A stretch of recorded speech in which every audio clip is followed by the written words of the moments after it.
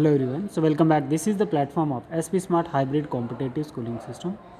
So student, today I will discuss about the chapter 16, that is excretory product and their elimination. ठीक है, इसमें NEET point of view से अगर हम देखें बच्चे तो 2 से 3 क्वेश्चन, मतलब मिनिमम 2 क्वेश्चन तो रहते ही रहते हैं और मैक्सिमम 4 भी हो सकते हैं। 3 की प्रोबेबिलिटी 70% है कि 3 क्वेश्चन आने के चांसेस रहते ही रहते हैं, है ना। अब देखो, जैसे हमारे पास टॉपिक है 16.1 human excretory system, urine formation, function of the tubules, mechanism of concentration of the filtrate, regulation of kidney function, micturition, role of other organs in excretions and disorder of excretory systems. ठीक है, ये topics हैं जिसमें से आज हम लोग paragraph first discuss करेंगे। इस चैप्टर का फर्स्ट वीडियो एनसीईआरटी का पहला पैराग्राफ। ठीक है, देखो सबसे पहले आपको चैप्टर की नेमिंग पता होनी चाहिए कि क्या कहता है चैप्टर। इसमें excretory product and there elimination है, तो इसमें आपको एक्सक्रीशन समझना पड़ेगा। एक्सक्रीशन क्या होता है बच्चे? Removal of nitrogenous waste product. ठीक है, उसको हम क्या कहते हैं? एक्सक्रीशन। सर नाइट्रोजीनियस वेस्ट क्या है? हमारी मेटाबॉलिक एक्टिविटीज़ के टाइम जो वेस्ट प्रोडक्ट प्रोड्यूस होता है उसको हम नाइट्रोजीनियस वेस्ट कहते हैं। अब देखो नाइट्रोजीनियस वेस्ट कैसे प्रोड्यूस होता है हमारी बॉडी में, है ना। 2 इम्पॉर्टेंट पाथवे हैं नाइट्रोजीनियस वेस्ट प्रोड्यूस होने के हमारी बॉडी में। अगर बच्चे प्रोटीन का मेटाबॉलिज्म होगा तो अमाइनो एसिड बनेगा, और अगर न्यूक्लिक एसिड का मेटाबॉलिज्म होगा तो हमारा अमाइनो ग्रुप बनेगा। ठीक है, तो न्यूक्लिक एसिड और प्रोटीन दोनों ही क्या है? बायोमोलिक्यूल्स हैं। न्यूक्लिक एसिड और प्रोटीन दोनों क्या हैं? बायोमोलिक्यूल्स हैं। अब होता क्या है कि ये नाइट्रोजीनियस वेस्ट के 2 इम्पॉर्टेंट पाथवे हैं हमारी बॉडी में बनने के। ठीक है, पहला प्रोटीन मेटाबॉलिज्म और दूसरा न्यूक्लिक एसिड मेटाबॉलिज्म। ठीक, तो प्रोटीन बना होता है अमाइनो एसिड जुड़ के, तो जब प्रोटीन ब्रेक डाउन करेगा तो हमें क्या मिलेंगे? अमाइनो एसिड, मतलब अमाइन ग्रुप मिलेगा। न्यूक्लिक एसिड जो है इसका ब्रेक डाउन होने के बाद हमें क्या मिलेगा? अमाइन ग्रुप मिलेगा, मतलब दोनों कंपोनेंट से हमें अमाइन मिल रहा है। ठीक है, तो इन 2 अमाइंस को कंबाइन करके हम क्या बना लेते हैं? अमोनिया बना लेते हैं। तो सभी ऑर्गेनिज्म जितने भी हैं, एनिमल्स एक्यूमुलेट अमोनिया। जितने भी एनिमल्स हैं वो क्या एक्यूमुलेट करते हैं? अमोनिया एक्यूमुलेट करेंगे, ऑल ऑर्गेनिजम्स। ठीक है, अच्छा कुछ ऑर्गेनिज्म होते हैं वो अपनी बॉडी से nitrogenous waste in the form of ammonia excrete कर देते हैं, बट अमोनियम आयन की फॉर्म में एक्सक्रीट करते हैं। जैसे कुछ ऑर्गेनिज्म हैं वो इस अमोनिया को कन्वर्ट करते हैं किस में? यूरिया में, और फिर यूरिया को नाइट्रोजीनियस वेस्ट की फॉर्म में बॉडी से बाहर किया जाता है। और कुछ ऑर्गेनिज्म इस यूरिया को कन्वर्ट कर देते हैं किस में?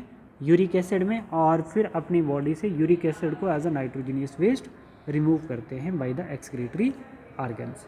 ठीक है, तो आपको ये पॉइंट क्लियर होना चाहिए कि नाइट्रोजीनियस वेस्ट क्या होता है। नाइट्रोजीनियस वेस्ट जो है हमारी बॉडी में से रिमूव करने को हम एक्सक्रीशन कहते हैं। और नाइट्रोजीनियस वेस्ट हमारी बॉडी में बनता कैसे?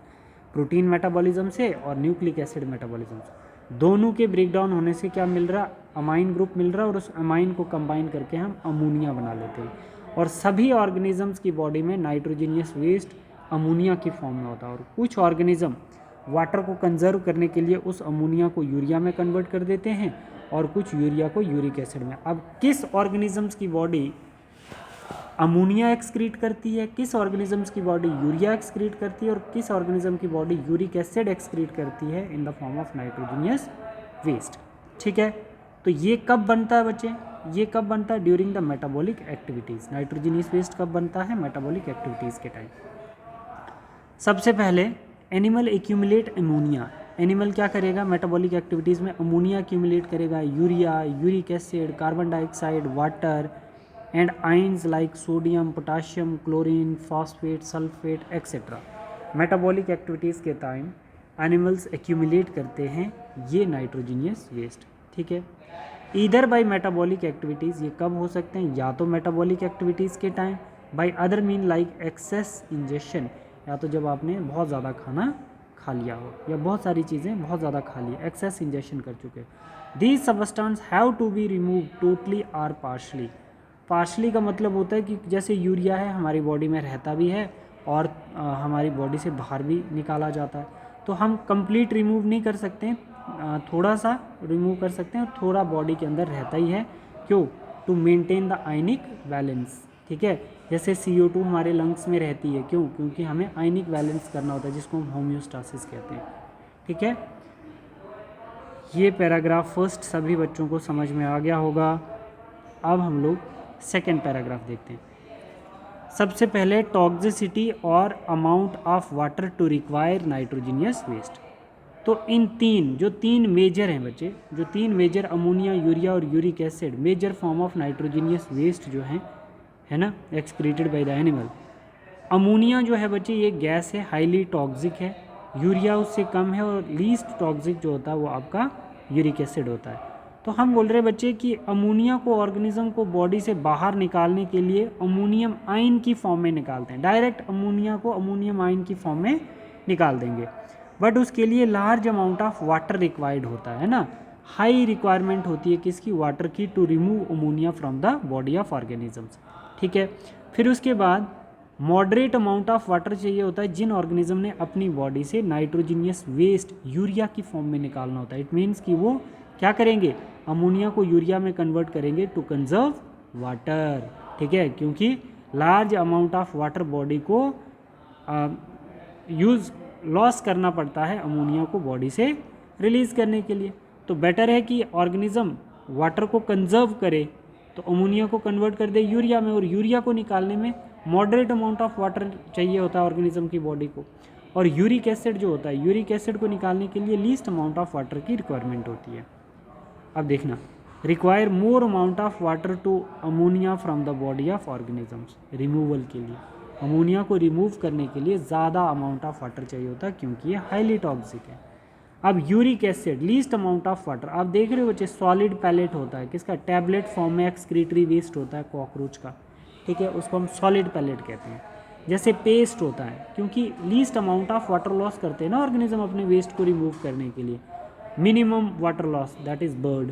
आपने देखा होगा बर्ड का जो फिकल मैटर होता है, वेस्ट जो होता है पेस्ट की फॉर्म में होता है, कॉकरोच का टैबलेट की फॉर्म में होता है, उसको पैलेट बोला जाता है। तो वो least amount of water loss करते हैं जब अपनी बॉडी से नाइट्रोजीनियस वेस्ट को रिमूव करेंगे, ठीक है। फिर उसके बाद हम लोग देखते हैं इसमें, फिर हम लोग इसमें देखते हैं बच्चे, एक बार जब आप इसको पढ़ोगे, एक बार इसको पढ़ लो ज़रा। In this chapter you will learn the mechanism of elimination of these substance with special emphasis on common nitrogenous waste. सब में जो ये नाइट्रोजीनियस वेस्ट है वो क्या होगा? अमोनिया, यूरिया और यूरिक एसिड, जो मेजर पार्ट है बच्चे, है ना, are the major form of nitrogenous waste excreted by the animals, ठीक है। और प्रोड्यूस कब होता है? During metabolic activities. जैसे प्रोटीन्स का ब्रेकडाउन होगा, प्रोटीन मेटाबॉलिज्म होगा, न्यूक्लिक एसिड मेटाबॉलिज्म होगा, तो क्या बनेगा? अमोनिया बनेगा, है ना। Ammonia is the most toxic form and require large amount of water for it's elimination. Ammonia जो है हाईली टॉक्सिक होता है, और इसको बॉडी से बाहर निकालने के लिए हमें ज़्यादा अमाउंट ऑफ वाटर की रिक्वायरमेंट होती है। Whereas uric acid being the least toxic, uric acid जो है वो लीस्ट टॉक्सिक है बच्चे, can be removed with a minimum loss of water. इसको बॉडी से रिमूव करने के लिए मिनिमम लॉस ऑफ वाटर की रिक्वायरमेंट होती है, ठीक है। ये समझ आ गया बच्चे आपको? अब हम लोग देखते हैं बेटा, अब हम लोग देखते हैं यहाँ पर देखो, जैसे नाइट्रोजीनियस वेस्ट क्या आ गया? नाइट्रोजीनियस वेस्ट अमोनिया, यूरिया और यूरिक एसिड। बच्चे जिन ऑर्गेनिजम्स की बॉडी डायरेक्ट अमोनिया को रिलीज कर देती है अपनी बॉडी से in the form of nitrogenous waste, ठीक है, तो वो किस फॉर्म में करेगी? अमोनियम आयन की फॉर्म में ऑर्गेनिजम्स जो है अपनी बॉडी से अमोनिया को रिलीज करता। अमोनिया और ammonium ion, NH4 positive ammonium ion हो गया और NH3 अमोनिया आ गया, ठीक है। तो उन ऑर्गेनिज्म को हम इम्यूनोटेलिज्म बोलेंगे या इम्यूनोटेलिक ऑर्गेनिज्म बोलेंगे, जिन ऑर्गेनिजम्स की बॉडी अमोनियम की फॉर्म में अमोनिया को बॉडी से रिलीज करती है, तो उन ऑर्गेनिज्म को हम इम्यूनोटेलिक ऑर्गेनिज्म या इम्यूनोटेलिज्म बोलते हैं, ठीक है। सभी ऑर्गेनिज्म की बॉडी में नाइट्रोजीनियस वेस्ट जो है वो किस फॉर्म में इकट्ठा होता है? अमोनिया की फॉर्म में इकट्ठा होता है, बट अमोनिया को डायरेक्ट बॉडी से बाहर निकालने के लिए लार्ज अमाउंट ऑफ वाटर की रिक्वायरमेंट होती है। और जैसे कुछ ऑर्गेनिज्म होते हैं वो पानी को कंजर्व करने के लिए बॉडी में अमोनिया को कन्वर्ट कर देते हैं यूरिया में, और फिर मॉडरेट अमाउंट ऑफ वाटर की रिक्वायरमेंट होती है इसी यूरिया को बॉडी से एक्सक्रीट करने के लिए, और कुछ ऑर्गेनिज्म पानी को कंजर्व करने के लिए क्या कर देते हैं, यूरिया को भी कन्वर्ट कर देते हैं यूरिक एसिड में, और least amount of water loss करते हैं अपने वेस्ट को रिमूव करने के लिए। जो ऑर्गेनिज्म अमोनिया एक्सक्रीट करते हैं in the form of nitrogenous waste, that is known as ammonotelic organism. और जो यूरिया एक्सक्रीट करते हैं यूरियोटेलिक ऑर्गेनिज्म, और जो यूरिक एसिड एक्सक्रीट करते हैं उनको हम यूरिकोटेलिक बोलते हैं। ठीक है बच्चे। अब वो कौन से ऑर्गेनिज्म हैं जो इसको अमोनियम की फॉर्म में एक्सक्रीट कर देते हैं अमोनिया को? Bony fish, aquatic insect, crocodile, reptiles, crustacean, salamander, जिसको हम एक्वेटिक एम्फीबियंस भी बोलते हैं, हालांकि एम्फीबियंस है ना, बट क्या कर रहा है ये, अमोनिया एक्सक्रीट कर रहा है। तो आपको लग रहा है बच्चे ये सारे के सारे क्या हैं, ये एक्वेटिक स्पीशीज़ हैं, तो ये इजीली इनके पास लार्ज अमाउंट ऑफ वाटर होता है और ये इजीली हाईली टॉक्सिक गैस को क्या कर देते हैं, रिलीज़ कर देते हैं अपनी बॉडी से। देखो जैसे ये फ़िश है, इसको मानो बोनी फिश है, इसके पास गिल्स हैं और बॉडी सरफेस है। इन्हीं दो ऑर्गन से ये क्या करेंगे, अमोनियम आयन की फॉर्म में अमोनिया को बॉडी से डिफ्यूज़ कर दिया जाएगा। कहाँ कहाँ से? एक तो बॉडी सरफेस से डिफ्यूज़ करेंगे, है ना। अमोनिया को कहाँ से रिलीज़ किया जाता है? बॉडी सरफेस से और गिल से। किसकी फॉर्म में? अमोनियम आयन की फॉर्म में। नो डाउट कि इनके पास किडनीज प्रेजेंट होती है, प्रोनेफ्रिक किडनी प्रेजेंट होती है, बट नॉट एक्सक्रीट अमोनिया, ये एक्सक्रीट नहीं करेगी। ये renal portal system blood transfusions में हेल्प करती है, ठीक है, ब्लड फिल्टर करने में हेल्प करती है। जैसे यूरियोटेलिक ऑर्गेनिज्म वो होते हैं जिनकी बॉडी यूरिक एसिड को नाइट्रोजीनियस वेस्ट की फॉर्म में एक्सक्रीट करती है। जैसे मैमल, हम लोग भी यूरिया ही एक्सक्रीट करते हैं बच्चे, ठीक है। Frog, turtles, cartilaginous fish, shark, rays, इन सब ऑर्गेनिजम्स की बॉडी जो है वो यूरिया को एक्सक्रीट करती है in the form of nitrogenous waste, इसीलिए इनको यूरियोटेलिज्म कहा जाता है। जो ऑर्गेनिज्म यूरिया एक्सक्रीट करते हैं, जैसे birds, reptiles, snake and lizards, cockroach which is terrestrial insect, ये सब क्या करते हैं, अपनी बॉडी से क्या रिलीज़ करते हैं, यूरिक एसिड एक्सक्रीट करते हैं in the form of nitrogenous waste. ठीक है बच्चे, तो अब आप अगर इसको पढ़ोगे तो आपको चीज़ें समझ में आएंगी। The process of excreting ammonia is ammonotelism. जो ऑर्गेनिज्म अपनी बॉडी से अमोनिया रिलीज़ करते हैं तो उस प्रोसेस को हम इम्यूनोटेलिज्म कहते हैं, या इम्यूनोटेलिक ऑर्गेनिज्म।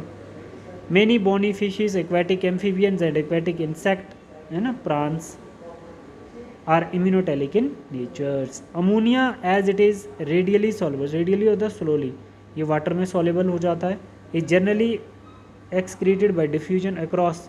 अमोनिया को ऑर्गेनिज्म बॉडी से बाहर कैसे निकालता है, बॉडी सरफेस से या through gill surface in case of fish, as ammonium ion, किसकी फॉर्म में, NH4 पॉजिटिव की फॉर्म में। Kidney do not play significant role in its removal. Kidney जो है वो सिग्निफिकेंट रोल प्ले नहीं करती है इसके रिमूवल में। Terrestrial adaptations necessitated the production of lesser toxic nitrogenous waste. मतलब टेरेस्ट्रियल एडाप्टेशन, यूरिया, है ना, जो ऑर्गेनिज्म लैंड पे रह रहे हैं तो उनको हम टेरेस्ट्रियल एडाप्टेशन बोलेंगे, और लैंड पे हम लोग भी रहते हैं। Production of less toxic nitrogenous waste like urea, तो हम लोग क्या प्रोड्यूस करते हैं, यूरिया, और साथ में यूरिक एसिड, कौन, birds. For conservation of water, तो हम अमोनिया को क्यों नहीं करते हैं, क्योंकि हमें बॉडी से वाटर कंजर्व करना है ना, तो हमने बॉडी में वाटर कंजर्व करना है, जिसकी वजह से हम अमोनिया को कन्वर्ट कर देते हैं। यूरिया को एक्सक्रीट करने में moderate amount of water required होता है। Mammals, many terrestrial amphibians and marine fishes mainly excrete urea are called ureotelic organism, या यूरियोटेलिज्म भी बोल सकते हो आप उनको। यहाँ तक क्लियर हुआ बच्चे? बच्चे यहाँ पे देखो, ये जैसे इसका 4th पैराग्राफ है, तो हमने देखना है कि ammonia produced by the metabolism. Ammonia produce होती है मेटाबॉलिज्म से, किसकी, प्रोटीन और न्यूक्लिक एसिड के मेटाबॉलिज्म से, और कन्वर्ट होती है किस में, यूरिया में, है ना। कहाँ पर होता है बच्चे, ये लीवर में। आप पहले देख लेना ज़रा, ये अमोनियम आयन जो हैं, मानो जैसे अमोनिया कन्वर्ट होगा किस में, यूरिया में, कहाँ पर, लीवर में, ठीक। अब लीवर से आगे, अब क्या, लीवर में क्या बना है, अमोनिया यूरिया में कन्वर्ट हुआ है, तो लीवर की वेन को बोला जाता है हेपेटिक वेन्स, जो लीवर से डीऑक्सीजनेटेड ब्लड लेके जाती है, हेपेटिक वेन्स। हेपेटिक वेन्स में हाई अमाउंट ऑफ यूरिया होगा बच्चे, कितना यूरिया होगा, हाई अमाउंट ऑफ यूरिया। अब ये हेपेटिक वेन कहाँ खुलेगी, लार्ज वेन जिसको हम वेना केवा कहेंगे, और ये वेना केवा कहाँ खोल देगी, हार्ट में। और हार्ट से ब्लड कहाँ चले जाएगा, एओर्टा में, और एओर्टा से कहाँ जाएगा, रीनल आर्टरी में, है ना। एओर्टा में तो फ्रेश ब्लड होगा। अब रीनल आर्टरी में फ्रेश ब्लड में ऐसा नहीं है कि यूरिया नहीं होगा, क्यों नहीं होगा, रीनल आर्टरी में अब यूरिया भी होगा। अब ये रीनल आर्टरी, रीनल मतलब स्टडी ऑफ किडनी, तो किडनी तक लेके जाएगी बच्चे फ्रेश ब्लड को। तो किडनी में क्या हो जाएगा, ये यूरिया रिमूव हो जाएगा, है ना, यूरिन से बाहर with the help of nephron. ठीक, तो किडनी में फिल्ट्रेशन होगी बच्चे किसकी, यूरिया की, ब्लड से यूरिया सेपरेट हो गया और यूरिन की फॉर्म में बाहर चले गया। अब बताओ रीनल वेन के अंदर लीस्ट अमाउंट ऑफ यूरिया बचा, ठीक है, थोड़ा सा बचा, तभी हम पार्शली बोलते हैं, टोटल हम बाहर नहीं कर सकते हैं, है ना, थोड़ा सा यूरिया रह गया। तो अब रीनल वेन दोबारा खुल जाएगी किसमें, वेना केवा में। ठीक, तो वेना केवा दोबारा ऐसे करके सर्कुलेट होगा। अब आपको कोई पूछे कि हम पार्शली क्यों यूरिया को ब्लड में ही रखते हैं, ऑस्मोलैरिटी के लिए, होम्योस्टासिस के लिए, आयनिक एंड वाटर बैलेंस करने के लिए, फ्लूइड को बैलेंस करने के लिए। जैसे CO2 भी हमारे लंग्स में रहती है, कंप्लीट हम उसको बाहर नहीं कर सकते हैं, ठीक है। तो अब आपको मैं क्वेश्चन पूछता हूँ, in mammals which blood vessels would normally carry largest amount of urea, renal vein, dorsal aorta, hepatic when या हेपेटिक पोर्टल वेन। अब आंसर करो ज़रा तुम लोग, अगर तुम्हें ये समझ में आ गया होगा मैकेनिज्म को, ठीक है, ठीक है बच्चे।